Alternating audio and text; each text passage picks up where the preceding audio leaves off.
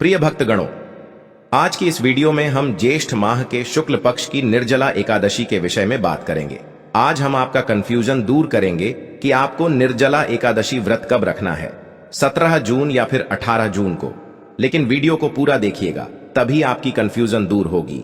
तो आज की वीडियो में हम जानेंगे निर्जला एकादशी के सभी शुभ मुहूर्त, पारण, समय, पूजा विधि, नियम के बारे में।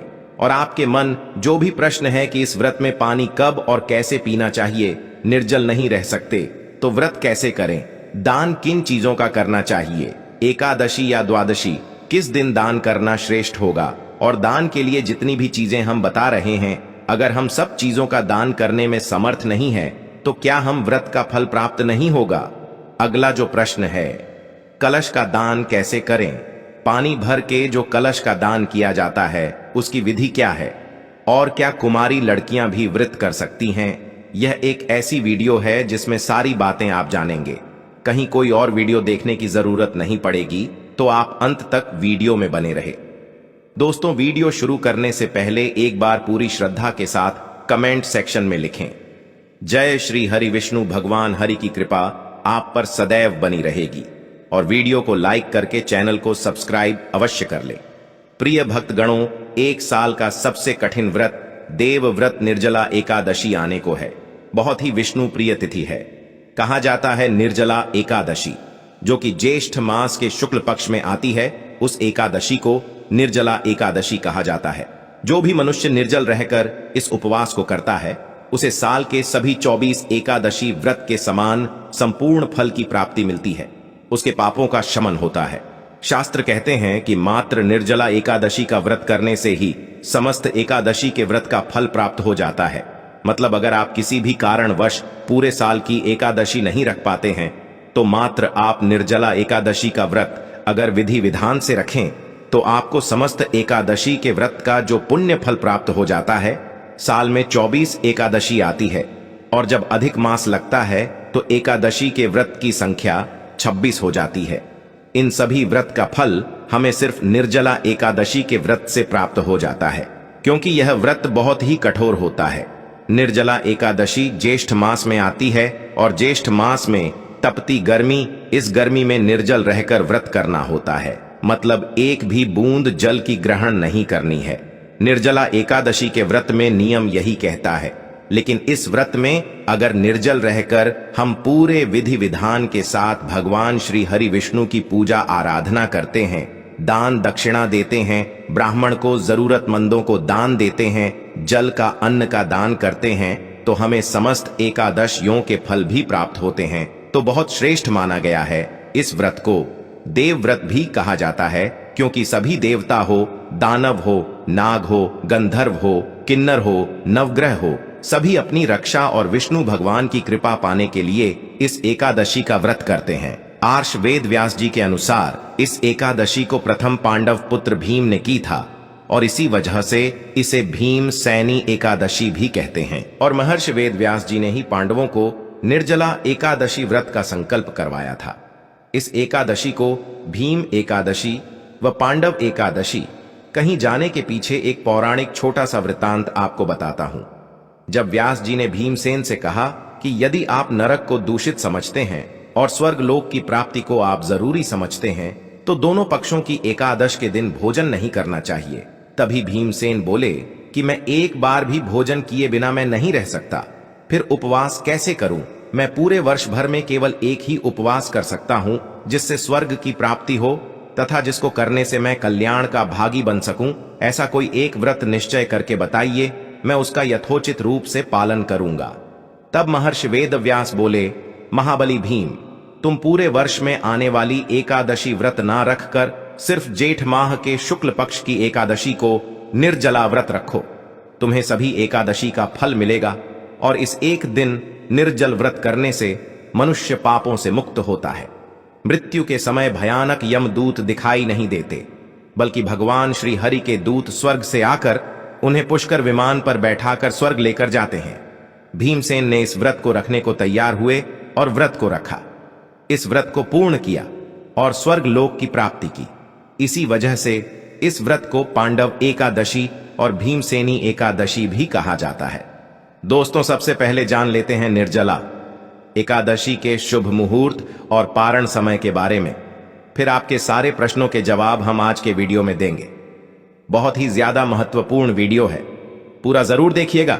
इस बार निर्जला एकादशी की तिथि प्रारंभ होगी 17 जून सोमवार को सुबह 4:44 से। इसके साथ ही तिथि समाप्त होगी 18 जून मंगलवार की सुबह 6:25 पर। और एकादशी व्रत के नियमों के अनुसार इस बार 18 जून मंगलवार को निर्जला एकादशी का व्रत रखा जाएगा। इस दिन सर्वार्थ सिद्धि योग का निर्माण भी हो रहा है। सर्वार्थ सिद्धि योग का समय सुबह 5:24 से 6 बजे तक रहेगा। अब आप सोच रहे होंगे कि जब 17 जून को सूर्योदय से पहले ही एकादशी तिथि लग रही है तो 17 जून को उपवास क्यों नहीं रखा जाएगा। तो देखिए, क्योंकि अगले दिन 18 जून को तो बाद सूर्योदय से लेकर दोपहर तक हरिवासर का समय रहने वाला है और हरिवासर का समय समाप्त होगा 18 जून मंगलवार को दोपहर 12 बजे तक। एकादशी व्रत के नियमों के अनुसार जब तक हरिवासर रहता है तब तक एकादशी का उपवास नहीं खोला जाता। हमेशा हरिवासर का समय बीतने के बाद ही खोला जाता है। ऐसे में जो लोग 17 जून को उपवास रखना चाहते हो उन्हें अगले दिन दोपहर 12 बजे के बाद व्रत का पारण करना होगा। ऐसे में एकादशी का उपवास अधिक समय के लिए हो जाएगा। इसलिए आप सभी को 18 जून को ही उपवास रखना चाहिए। जो लोग इस नियम का पालन नहीं करते और 17 जून को ही उपवास रखना चाहती हो तो उन्हें यदि उपवास खोलना भी हो तो 18 जून मंगलवार को दोपहर 1 बजे से 3 बजे के बीच में अपना उपवास खोलना होगा। हालांकि शास्त्र सम्मत तथ्य यही है कि जब भी एकादशी तिथि इस तरह से 2 दिन पड़ती है तब सभी को, चाहे वह गृहस्थ जन हो या वैष्णव जन हो, उन्हें दूजी एकादशी का ही उपवास रखना चाहिए। 18 जून मंगलवार को सूर्योदय होगा। सुबह 5:45 पर सूर्यास्त होगा। शाम 7:10 पर। इस दिन ब्रह्म मुहूर्त सुबह 4:09 से 4:47 तक रहेगा। शिव योग सारा दिन रहेगा जो कि रात 9:38 पर समाप्त हो जाएगा। बाद में सिद्ध योग प्रारंभ हो जाएगा। अभिजीत मुहूर्त दोपहर 12:01 से 12:54 तक रहेगा और राहु काल दोपहर 3 बजे से 4:30 बजे तक रहेगा। 19 जून बुधवार को सूर्योदय होगा। सुबह 5:45 पर सूर्यास्त होगा। शाम 7:10 पर ब्रह्म मुहूर्त सुबह 4:09 से 4:47 तक रहेगा। सिद्ध योग सारा दिन रहेगा जो कि रात 9:11 पर समाप्त होगा और इसके बाद साध्य योग प्रारंभ हो जाएगा। यह सभी लोग बहुत ही शुभ है। इन शुभ योगों में रखी गई पूजा रखा गया उपवास फलित होता है। विशाखा नक्षत्र शाम 5:23 तक रहेगा। बाद में अनुराधा नक्षत्र प्रारंभ हो जाएगा और इस दिन राहु काल दोपहर 12 बजे से 1:30 तक रहेगा। द्वादशी तिथि प्रारंभ होगी 18 जून मंगलवार की सुबह 6:26 से और समाप्त होगी 19 जून बुधवार की सुबह 7:28 पर। क्योंकि बुधवार को सुबह जल्दी ही द्वादशी तिथि समाप्त हो जाएगी, इसलिए तिथि समाप्त होने से पहले पहले आपको उपवास खोल लेना होगा।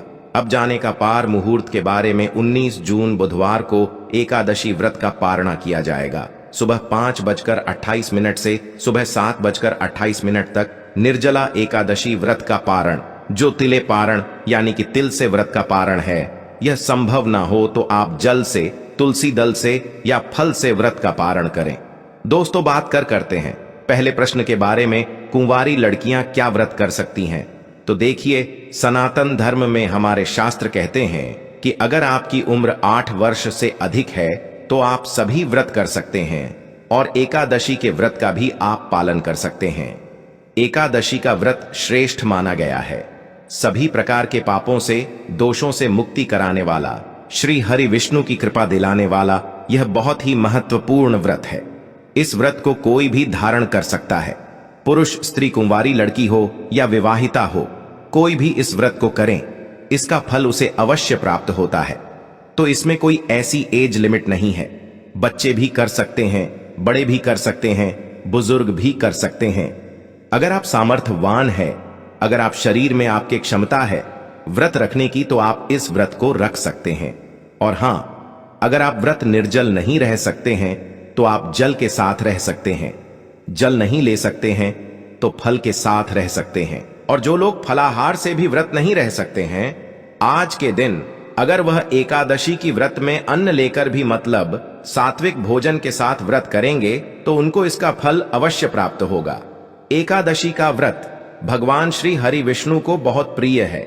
जितना अधिक सामर्थ्य आप में है, जितना आपके शरीर में क्षमता है, उतना प्रयास व्रत को रखने का जरूर कीजिए। अगला जो प्रश्न है, पानी कब और कैसे पीना चाहिए, कब से कब तक निर्जल रहना चाहिए।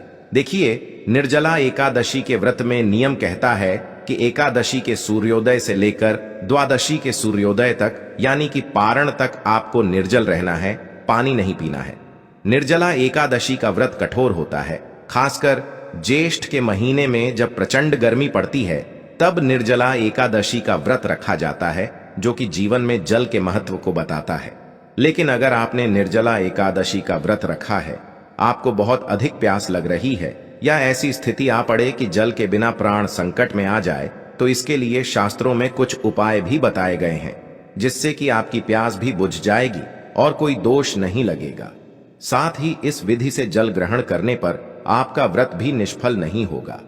आइए जानते हैं क्या वो उपाय निर्जला एकादशी में व्रत के दौरान अगर आपको अधिक प्यास लग रही है तो आप ओम नमो नारायणाय मंत्र का 12 बार जाप करें। इसके बाद चांदी, पीतल या मिट्टी धातु के पात्र में पानी में गंगा जल मिलाकर भर दें। इसके बाद आप घुटने और हाथों को जमीन पर रखकर पशुवत जल पी सकते हैं। इससे व्रत निष्फल नहीं होता है। इस तरह से जल पीने के बाद आप पुण्य व्रत का पालन करें और अगले दिन यानी द्वादशी तिथि को विधि पूर्वक एकादशी व्रत का पारण करें। निर्जला एकादशी में व्रत के दौरान अगर आपका गला सूख रहा है तो आप आमचन कर सकते हैं। इसके अलावा आप कुल्ला करके पानी को बाहर निकाल सकते हैं। इससे पानी गले से नीचे नहीं जाएगा और आपका व्रत भी नहीं टूटेगा। अब बात करें निर्जल नहीं रह सकते हैं तो क्या करें। अगर व्रत करना चाहते हैं, हमारे मन में श्रद्धा है कि हम श्री हरि विष्णु का यह व्रत करें, उनकी कृपा हमें भी प्राप्त हो, लेकिन हम निर्जल नहीं रह पाते हैं, तो हमें क्या करना चाहिए। अगर आप निर्जल नहीं रह पाते हैं, जैसे कि कुछ समय कुछ ऐसे भी नियम होते हैं, जैसे कि हम प्रातः काल की संकल्प ले लें कि हम आज सूर्योदय से लेकर कल सुबह तक निर्जल ही रहने वाले हैं, तो आपको संकल्प का पालन करना चाहिए और आपको यह नियम पालन करने का पूरा प्रयास करना चाहिए। लेकिन अगर आप व्रत में संकल्प लेते कि हम यथासंभव निर्जल रहने का प्रयास करेंगे, जितनी हमारे शरीर में क्षमता है उतना हम प्रयास करेंगे कि हम निर्जल रह पाए, तो आप प्रयास करें जितनी समय आप निर्जल अधिक से अधिक रह सकते हैं। मान लीजिए आप दोपहर तक रह सकते हैं, निर्जल तो दोपहर तक रहेंगे। दोपहर में फिर श्री हरि विष्णु से प्रार्थना कर लीजिए, पूजा आराधना करके आप जल ग्रहण कर लीजिए। अगर आप नहीं रह पाते हैं और आप चाहे तो शाम तक रह लीजिए, मतलब अपने शरीर की आखिरी क्षमता तक हमें कोशिश करना चाहिए व्रत को पूरा करने का। तो अगर आप शाम तक रह पाते हैं, देर शाम को फिर आप भगवान श्री हरि विष्णु पूजा आराधना करते हैं, आरती करते हैं, उसके बाद थोड़ा सा जल आचमन में लेकर ग्रहण कर सकते हैं। दूसरी चीज, अगर आप बिल्कुल भी निर्जल नहीं रह पाते हैं तो आप जल के साथ भी इस व्रत को रख सकते हैं। ऐसे में आपको चाहिए कि आप जल आहार करें, मतलब आपको फल नहीं लेना है, कोई चीज ऐसे दांतों से चबाकर नहीं खानी है। आप जल के साथ या फिर आप चाय ले लीजिए, जूस वगैरह लेकर इस व्रत को कर लीजिए। अगर आप बिल्कुल भी निर्जल नहीं रह पाते हैं, शारीरिक रूप से अस्वस्थ है, तो आप इस तरह से भी व्रत का पालन कर सकते हैं। आप सिर्फ जूस, चाय द्वारा, जल द्वारा इस व्रत को कर लीजिए, मतलब जलाहा के द्वारा। अगला जो नियम है कि अगर आप जल से भी सक्षम नहीं हैं, आपको कुछ ना कुछ खाना जरूरी है, आप शारीरिक रूप से स्वस्थ नहीं है, तो आप फलाहार के द्वारा भी इस व्रत को कर सकते हैं। फल के अलावा अगर आप बुजुर्ग हैं, आप चाहते हैं व्रत का फल आपको मिले, कुछ तो मिले, जितना भी हम करेंगे, कम से कम भगवान श्री हरि विष्णु की कृपा कुछ तो हमें प्राप्त हो।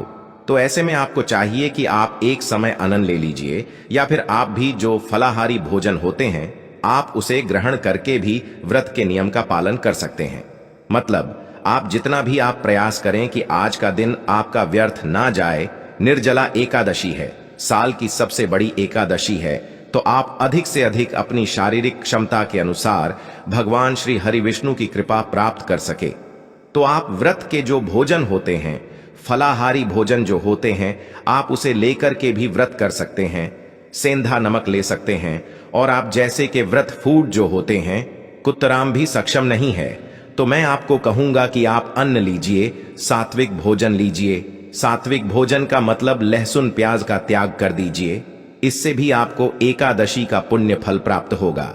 व्रत की कथा सुनिए और आज भगवान की पूजा आराधना कीजिए, उनके मंत्रों का जाप कीजिए। अधिक से अधिक समय भगवान श्री हरि विष्णु के चरणों में आप व्यतीत कीजिए। तो आप अगर अन्न लेकर भी इस व्रत को सात्विक विधि से पालन कर लेते हैं तो भी आपको भगवान श्री हरि विष्णु की कृपा जरूर मिलेगी। वैसे निर्जला एकादशी का नियम है कि हमें पूरी तरह से निर्जल रहकर ही व्रत करना चाहिए। तो अगर आप स्वस्थ हैं, शारीरिक रूप से सक्षम हैं कि आपने निर्जल रह पाए, तो कोशिश करें कि एकादशी के सूर्योदय से लेकर एकादशी द्वादशी के सूर्योदय तक निर्जल रहे, तभी इस व्रत का संपूर्ण फल हमें प्राप्त होगा। बाकी जो नियम है, जैसे जल आहार, फलाहार या फिर अन्न का आहार ले रहे हैं, तो इसमें यह हो जाएगा कि आपको एकादशी का कुछ फल तो अवश्य प्राप्त होगा। श्री हरि विष्णु की कृपा तो मिलेगी, क्योंकि आपने अपने शरीर की क्षमता के अनुसार प्रयास किया। इस विधि से आप रह सकते हैं। अगली चीज, निर्जल व्रत रह रहे हैं, हमें संकल्प लिया है निर्जल का, लेकिन क्या हम चाय और दूध पी सकते हैं या फिर जूस ले सकते हैं? नहीं। अगर आपने निर्जल व्रत का संकल्प लिया है, मतलब जल नहीं पी रहे हैं, तो ये कोई विकल्प नहीं होता है कि जल नहीं लेंगे, लेकिन हम चाय पी लेंगे, दूध ले लेंगे, जूस ले लेंगे और हमारा व्रत फिर भी निर्जल का जाएगा नहीं। ये बिल्कुल गलत है। अगर आप निर्जल है, मतलब आप सिर्फ निर्जल है, आप आचमन से ही जल ले सकते हैं। जो पूजा के समय आचमन नहीं ली जाती है, तो इसी तरह से हमें निर्जल रहना चाहिए और व्रत अपनी शारीरिक क्षमता के अनुसार ही रखा जाता है। तो अगर आप अपने शरीर से पूरी तरह से स्वस्थ हैं, तभी आप पूरी तरह निर्जल का संकल्प लें। और जो एकादशी निर्जला एकादशी का व्रत कर रहे हैं, तो आपको प्रयास करना चाहिए कि पूरी तरह से निर्जल रहकर की व्रत करें। मतलब एकादशी से द्वादशी तक निर्जल ही रहना है। कुल मिलाकर अगर आपने निर्जल व्रत का संकल्प किया है, तो आपको पारण के समय जल लेना है। बाकी आप अगर शारीरिक क्षमता के अनुसार निर्जल या जलाहार ले रहे हैं, तो आप बिल्कुल जल ले सकते हैं। अगर आपसे नहीं रहा जा रहा है पूरे समय, तो आप जल ले सकते हैं। अगला प्रश्न आपका है, दान किन चीजों का करें? आज के दिन आप गौ का दान कर सकते हैं, स्वर्ण का दान कर सकते हैं, भूमि दान का महत्व है। और आज के दिन दान में आप अपने सामर्थ्य के अनुसार अन्न का, वस्त्र का दान कर सकते हैं, फलों का दान कर सकते हैं, सब्जियों का दान कर सकते हैं। अब जैसी आपकी सामर्थ्य, जितना आपके पास से धन की क्षमता है, उस हिसाब से आपको दान करना चाहिए। एकादशी के दिन जल दान का आज विशेष महत्व है, तो जल का दान आप अधिक से अधिक कीजिए, क्योंकि जल दान से ही सर्वश्रेष्ठ फल की प्राप्ति होती है। निर्जला एकादशी के व्रत में तो जल का दान आप अधिक से अधिक कीजिए। जीव जंतुओं के लिए पानी की व्यवस्था कीजिए। आप अपनी छत पर किसी पात्र में जल भरकर रखें, जो कि पक्षियों के लिए पानी की व्यवस्था हो जाएगी। अगर आप पर राहगीरों के लिए पानी की व्यवस्था कर सकते हैं, प्याऊ लगा सकते, या कहीं पर भी आप शरबत बंटवा सके, बोतल में पानी भरकर दे सके किसी भी जरूरतमंद को, प्यासे को, तो बहुत श्रेष्ठ फल की प्राप्ति होती है। एकादशी के दिन या द्वादशी के दिन किस दिन दान करना श्रेष्ठ होता है? देखिए, दोनों ही दिन आप दान कर सकते हैं। एकादशी के दिन भी आप दान कर सकते हैं और द्वादशी के दिन तो हमें दान करना ही होता है। अपने पारण से पहले दान करना श्रेष्ठ होता है और जरूरी होता है। तो एकादशी द्वादशी दोनों ही दिन में किसी भी दिन आप दान कर सकते हैं, या दोनों ही दिन आप दान कर सकते हैं। कोई संशय मन में नहीं है। इस समय में जरूरत की चीजें दान की जाती है। जैसे कि गर्मी का मौसम है तो छाता दान करें, पंखा दान करें, जूता दान करें, और सीजनल फ्रूट्स होते हैं, खरबूज, तरबूज इत्यादि दान करें, तो बहुत श्रेष्ठ दान है यह, और इनमें बहुत अधिक खर्चा नहीं है। और हां, जितनी चीजों का आप दान कर सकते हैं, उतनी ही चीजों का दान करें। कोई ऐसा भार नहीं है आपके ऊपर की। जितनी भी चीजें आपको बताई जा रही हूं, सभी चीजों का हमें दान करना है। आप जो दान कर सकते हैं, जैसे कि आप किसी जरूरतमंद को भोजन करा सकते हैं, किसी को पानी का दान कर सकते हैं, तो वह कर दीजिए। मतलब जितना आपसे हो सकता है उतना आप दान करें, और दान का फल हमेशा श्रेष्ठ होता है। सामर्थ्य के अनुसार दान करना चाहिए।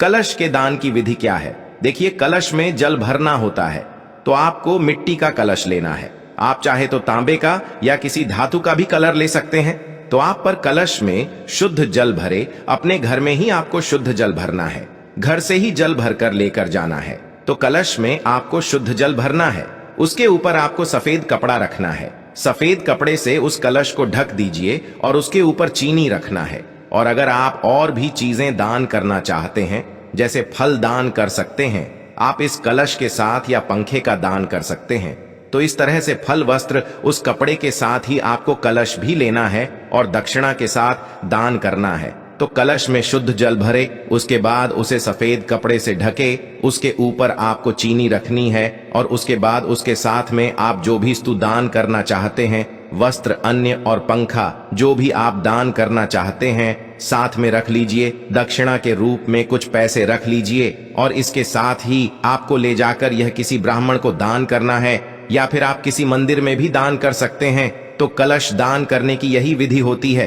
कलश में आपको शुद्ध जल जो भरना है वह अपने घर से ही भरकर लेकर जाना है। ऐसा नहीं कि आप खाली कलश लेकर जाएं और पंडित जी के घर पर ही आप कलश भरे और वहां से उनको दान कर दें। ऐसा नहीं करना। घर से ही आपको सारी सामग्री तैयार करके लेकर जानी है। और चाहे तो आप पंडित जी को दान कर दीजिए या फिर आप पर मंदिर में भी दान कर सकते हैं। तो इस विधि से हमें एकादशी के दिन दान करना होता है। और एकादशी का व्रत निर्जला एकादशी का व्रत सर्वश्रेष्ठ माना गया है। इस व्रत को अगर आप नियम पूर्वक कर पाते हैं, पूरे विधि विधान के साथ, जैसे कि निर्जल रहकर, तब तो सर्वश्रेष्ठ है।